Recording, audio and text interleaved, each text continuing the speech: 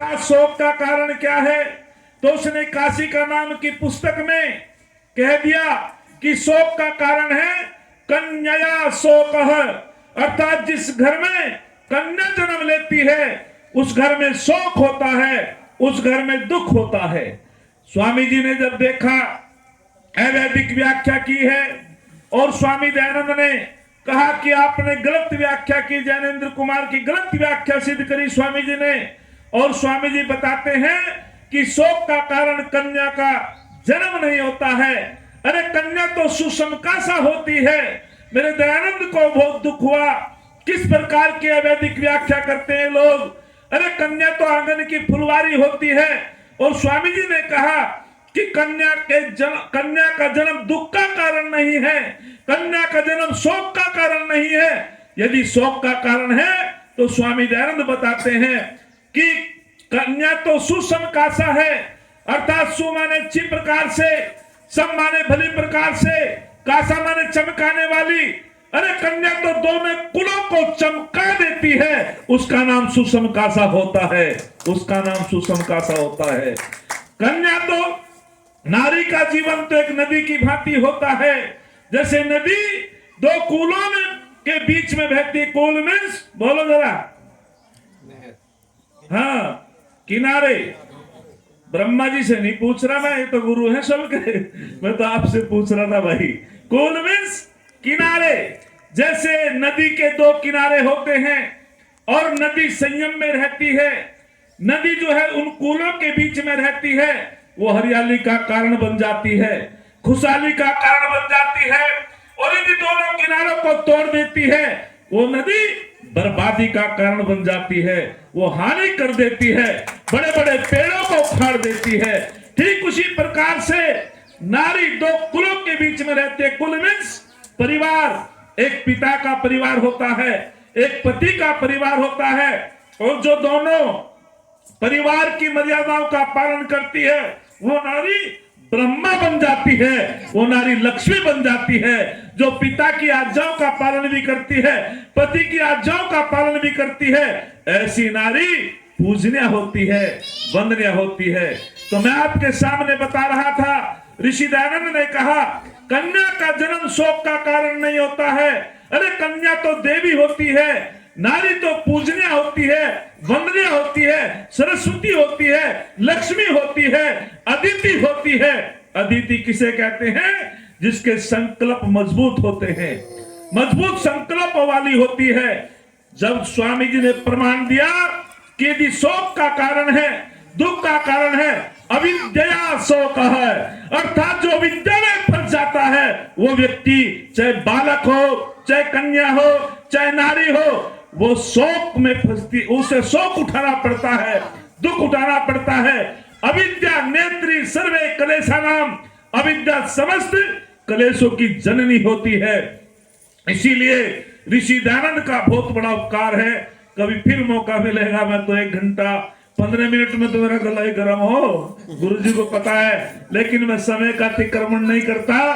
किसी ने बहुत सुंदर कहा था, अरे सच तो यह है नारी की महिमा दुनिया जानने पाई है। ये मंदिर में मीरा है, रंग क्षेत्र में दुर्गा बाई है, विद्या के क्षेत्र में गार्गी देवी है, जिसकी कथा निराली है। इस नारी के कारण ही तो ये धरती गौरवशाली है, इस नारी के कारण ही तो ये धरती गौरवशाली है। और जिस स्वामी दयानंद की कृपा से आज हम मंच पे बैठे, तुम्हें आहुति देने का अधिकार, तुम्हें यज्ञ करने का अधिकार।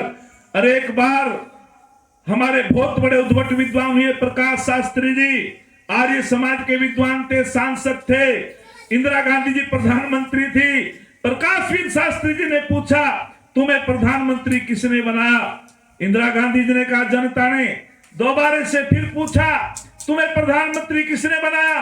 कि जनता ने। तेबारे से फिर पूछा, लेकिन इंदिरा गांधी जी समझ गई कि मेरे उत्तर से संतुष्ट नहीं हो रहे शास्त्री जी। बोले जी बार बार मैं बता तो रही हूं। तब प्रकाशवीर शास्त्री जी ने कहा था, अरे जनता तो स्वामी दयानंद से पहले तब भी थी जब पति की मृत्यु के बाद तुमको अग्नि में जला दिया जाता था। जनता तो तब भी थी, तुम्हें पढ़ने का अधिकार नहीं था।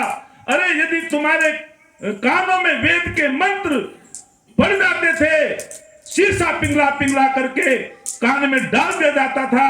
अरे जनता तो तब भी थी, स्वामी दयानंद से पहले तुम्हें जो है कोई भी सम्मान नहीं था। कोई पैर की जूती कहता था, कोई कहता था तेरे अंदर आत्मा नहीं है। तो तब प्रकाशवीर शास्त्री जी ने कहा, यदि तुम प्रधानमंत्री बनी हो, यदि पढ़ने का अधिकार दिया है, यदि गुरुकुल में पढ़ने का अधिकार दिया है, यज्ञोपवीत धारण करने का अधिकार दिया है, गायत्री मंत्र पढ़ने का अधिकार दिया है, वेदों के प्रमाण दे करके समझा करके स्वामी जी ने तुम्हें अधिकार दिया है, यदि प्रधानमंत्री बनने का श्रेय जाता है तो ये श्रेय स्वामी दयानंद को जाता है, मेरे रिसीवर को जाता है। निश्चित रूपे यदि स्वामी जी ना होते, कौन प्रधानमंत्री बनाता? बड़े प्रमाण दिए स्वामी जी ने, और उन्होंने कहा यथे वाम वाचम कल्याणी महावदानी जने।